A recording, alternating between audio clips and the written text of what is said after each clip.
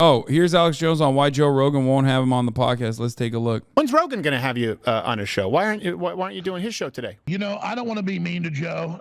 Joe told me, last time I was on the show was 2 years ago, and it was one of the biggest shows he ever did with, who was on the show with me? It was a great comedian, really funny. Yeah, Tim Dillon. And Joe's like, yeah, we'll have you on a couple months. And then, you know, it's pretty obvious what's going on. Just a little too much heat for Joe to have me on, which is fine. He had courage about the vaccines. He's had courage about censorship. He's been criticizing the power structure, but he's not as hardcore as Steven Crowder, and I'll just say it. But at least he overall defends free speech. Yeah, Steven Crowder is known for being hardcore. And I just don't think Joe can, hardcore to the mega. We were out at dinner about a month ago, last time I hung out with him. And it's his pet peeve not to bring it up. And I just said, man, it really helped me with this upcoming court case because the whole media is against me. If I could get on there and explain things. And he just said, Alex, you got, there's too much craziness going on. Let's just get through this. We'll talk about it later. So I'm not really worried about it. Obviously, I'm the big interview he'd want. He even said, listen, you're like nuclear weapons. It's a big deal to have you on. But I'm not worried about it. It's really a question for Joe. Because no, I know. I'm just asking because you talk about how you're hanging out with him, and not only, if not him, he has a bunch of friends who could have you on. He has a whole podcast network. I don't really have that. You've been to our studio. It's really just me. I'd love to grow it eventually with other people and be able to throw more support behind folks. But right now it's me behind the desk. On the courage scale, Joe Rogan and Alex Jones went on the Tim Pool podcast like less than a year ago, but it's no longer the case. I feel like on the courage scale, Steven Crowder's a 10, Alex Jones is a 10, and Joe Rogan's an 8.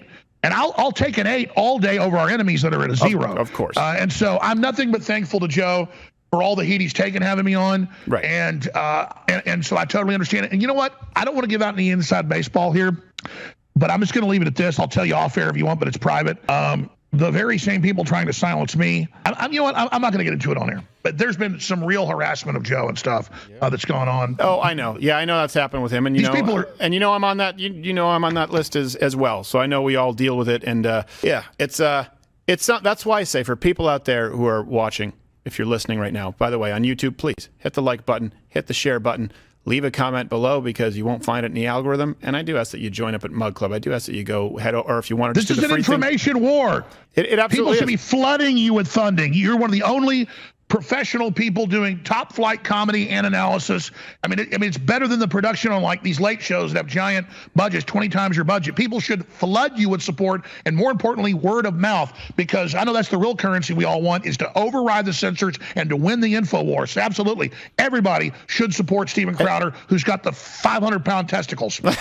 Well, Joe's only got. damn, bro, this is a complicated double suck. Like, I've never seen two burly boys 69 this hard on camera. It's wild. It's crazy. It's crazy to consider that they can get words out with so much cock in mouth. Joe's only got 400-pound ones. Okay? Well, I admire Joe's balls.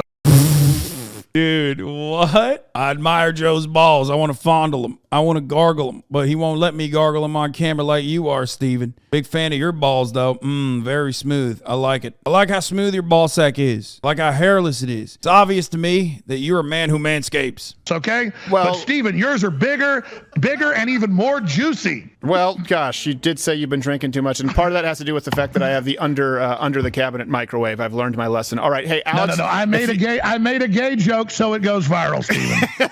It's funny. Yeah, and you said you have to recharge your batteries. Alex Jones is a robotic homosexual. All right, look. Alex Jones talks about Steven Crowder's juicy balls.